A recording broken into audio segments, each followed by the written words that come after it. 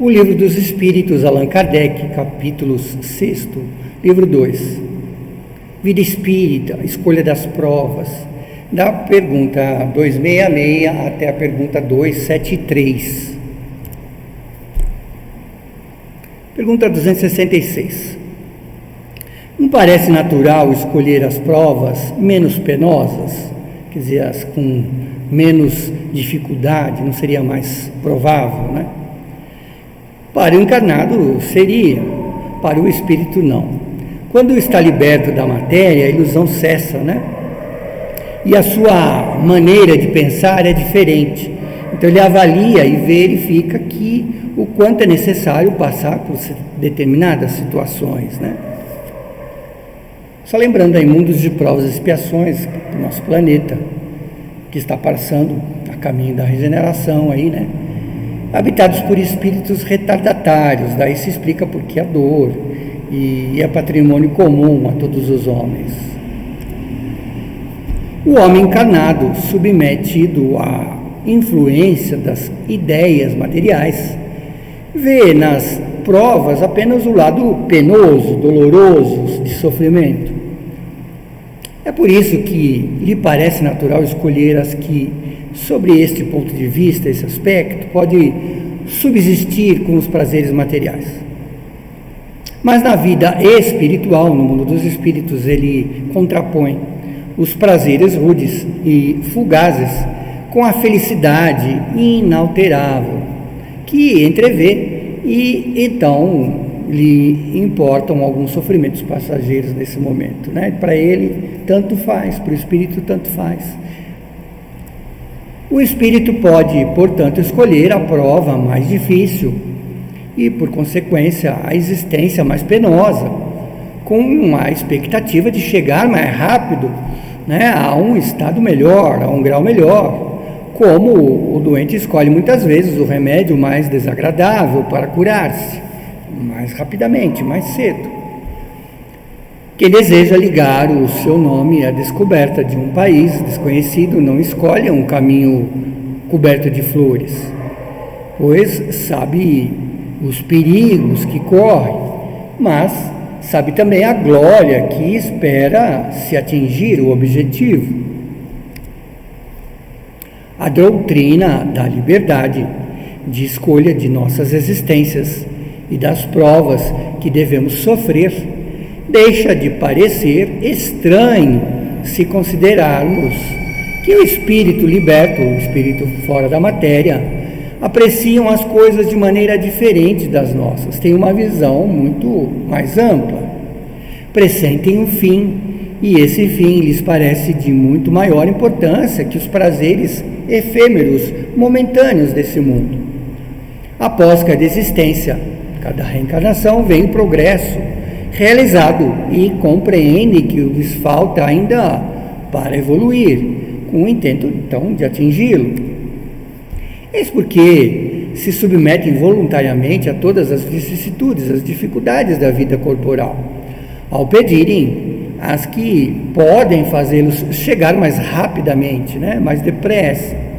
Não há, portanto, razões para nos admirarmos de que o espírito não dê preferência às existências mais suaves. Ainda estagiando no estado de imperfeição, não pode desfrutar a vida sem amarguras, que apenas entrevê e, para chegar até ela, que procura se melhorar. Não vemos diariamente o exemplo das escolhas parecidas? O homem que trabalha uma parte de sua vida sem tréguas, nem descanso, a fim de ajuntar o necessário ao seu bem-estar, no que exerce uma tarefa a qual se submeteu com vistas a um futuro melhor. O militar que se oferece para uma missão perigosa, o viajante que enfrenta perigos no interesse da ciência, né? O homem que vai ao espaço, por exemplo, ou de seus próprios objetivos, não se submetem a provas voluntárias que devem lhes proporcionar honra e proveito sem a superarem. A que o homem não se submete ou expõe pelos seus interesses ou pela sua glória. Todos os concursos não são igualmente provas voluntárias visando melhorar na carreira escolhida, no caminho escolhido? Não se chega a uma posição social de elevada importância nas ciências, nas artes, ou nas indústrias, ou na indústria, sem que passemos pela fieira da posição inferiores, começando lá de baixo a aprender, que são tantas outras provas. A vida humana é assim, o decalque da vida espiritual. Nela encontramos em menor escala os mesmos incidentes daquela. Se na vida terrena escolhemos com frequência as provas mais complexas, visando a um objetivo mais elevado, porque o espírito que vê além do corpo e para quem a vida na matéria é apenas um incidente fungidio, não escolheria uma existência penosa e laboriosa, se deve conduzi-lo a uma eterna felicidade. Aqueles que dizem que, se pudessem escolher a sua existência, pediriam a de príncipes ou de milionários, são como os míopes, que não veem o que tocam, ou como crianças gulosas, que respondem ao perguntarmos que profissão teriam, pasteleiros ou confeiteiros, doceiros. Tal como o viajante que, no fundo de um vale nevoento, não vê a extensão nem os pontos extremos do seu caminho, não enxergaria os pontos extremos. Ao chegar ao cume da montanha, vê a rota percorrida e o que lhe resta percorrer. Vê o seu objetivo final, os obstáculos que ainda tem a vencer e pode então escolher com mais segurança os meios de alcançar esse objetivo. O espírito encarnado é como o viajante no fundo do vale, desembaraçado dos laços terrestres, assemelha-se aos que atingiu o cume. Para o viajante, o objetivo é o repouso após a fadiga. Para o espírito, é a felicidade suprema após as tribulações e as provas. Todos os espíritos dizem que, no estado errante, procuram, estudam e observam para fazer a escolha. Não temos um exemplo desse fato na vida corporal? Não buscamos muitas vezes durante anos a carreira na qual fixamos livremente a nossa escolha, porque acreditamos ser a mais adequada aos nossos objetivos? Se fracassássemos numa, procuraríamos outra? Cada carreira que abraçamos não é uma fase, um período da vida. Cada dia não é empregado a procurar o que faremos no outro. Ora, que são as diferentes existências corporais para o espírito, se não fases, períodos, dias da sua vida espírita, que é, como sabemos, a vida normal, a vida real, A vida corporal é apenas transitória e passageira. Na 267, o espírito pode fazer sua escolha durante a vida corpórea? Seu desejo poderá ter influência, tudo dependendo da intenção.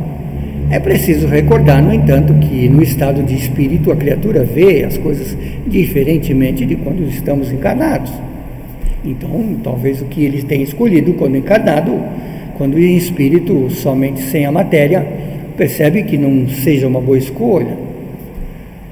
É o espírito que fez essa escolha, mas ainda assim pode fazê-la nesta vida material, porque o espírito tem sempre os momentos em que se liberta das constrições da matéria, dos laços da matéria.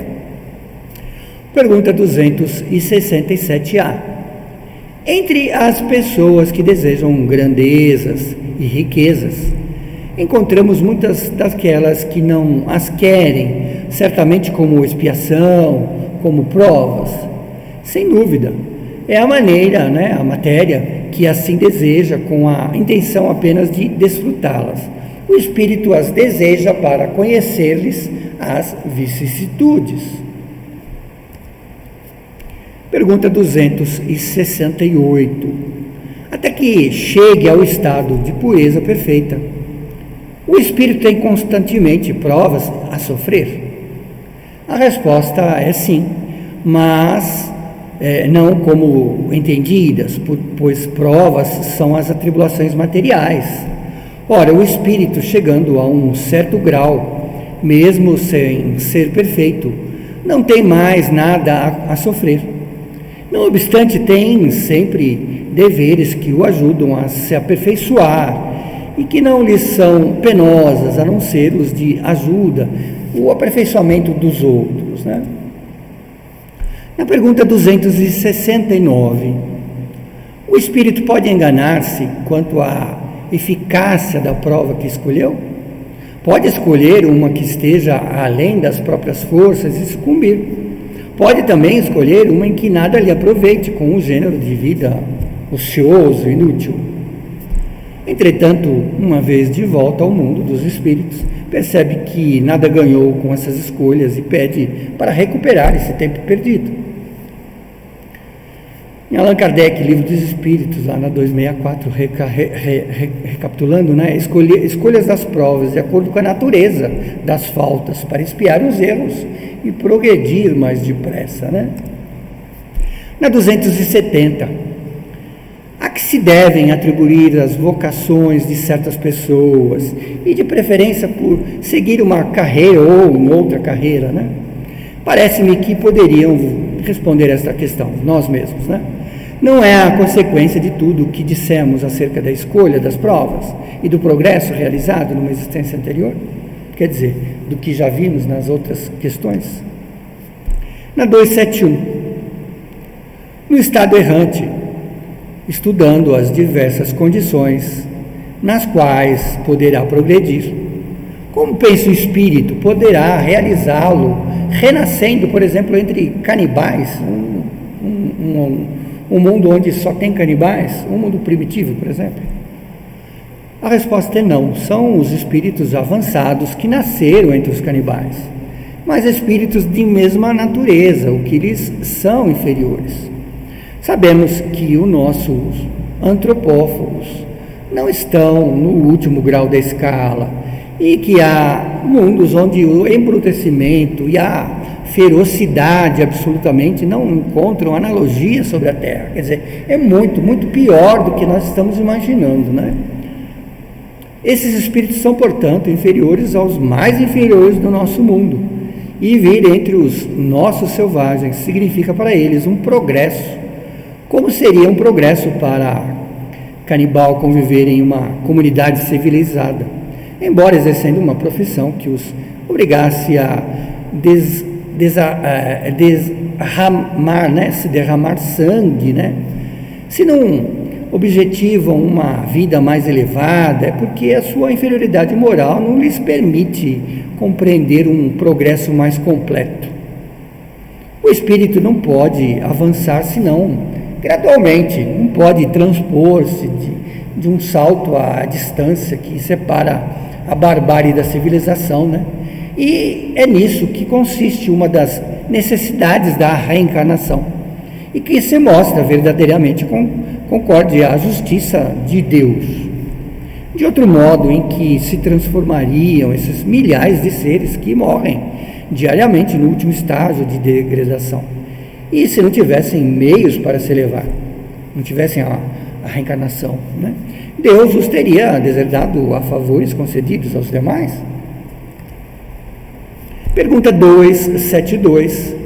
Os espíritos provenientes de um mundo inferior à Terra, ou de um povo muito atrasado, como os canibais, por exemplo, poderiam nascer entre os povos civilizados? A resposta é sim. Há os que extraviam ao aspirar por subir mais alto. Nesse caso, ficariam deslocados em suas sociedades, porque têm hábitos e instintos que vão de encontro aos seus, quer dizer, vai de encontro à sociedade que estão vivendo. Esses seres dão-nos o triste espetáculo de ferocidade em meio à civilização. Ao retornarem entre os canibais, isso não será um retrocesso, pois estarão apenas retomando o seu lugar e talvez com um grande proveito, com mais conhecimento, né? Aqui nós estamos lembrando os canibais de Garanhuns lá. A pergunta 273. Um homem pertence a uma raça civilizada, poderia, por expiação, reencarnar-se numa raça selvagem? Sim, mas isso depende do gênero da expiação. Um senhor que teria tido duro para com seus escravos poderá tornar-se escravo ao seu turno e sofrer maus tratos que teria infligido para a sua correção, sua própria correção. Aquele que mandou uma época pode, em uma nova existência, estar sujeito à obediência aos mesmos que se curvaram antes à sua vontade. Então, os que muitas vezes foram seus escravos ou funcionários e se cederam às suas vontades, agora nascem como senhorios, e os que eram senhorios como escravos ou como talvez funcionários. É uma expiação, e se ele abusou do seu poder, e Deus pode determiná-la como tal. Um bom espírito pode, para fazê-los avançar, escolher uma existência influente entre esses povos. Nesse caso, desempenha uma missão. Com isso, nós terminamos essa parte do capítulo, da pergunta 266 até a pergunta 273, da escolha das provas.